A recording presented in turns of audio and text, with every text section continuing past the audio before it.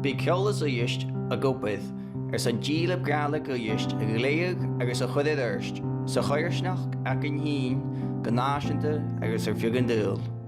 Bhí sin a ruí chósaighin bocí Gaeilge, chlásaighin choirsneach agus cúteach a crunne thugann stáris de bherstais caint mar a háiad a cleachta go nádra ga isteach den niúnta thugachain. An an 2016 ba cád is ciad duine an sás an an niúnta thug na Gaeilge le ceolas, Fó hítearan, ceolataran, look óprach na NHS agus na cóirle agus uistíich sena ság. Ha mi giúsacha Gaeilge le ceolas. Ha mi giúsacha Gaeilge le ceolas.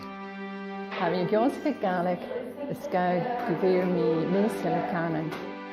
Ha mi giúsacha Gaeilge le ceolas. Ha mi a giúsacha Gaeilge ar son upa. Is éon ha mi a giúsacha Gaeilge le ceolas. Ha mi a giúsacha Gaeilge ar son ceolas.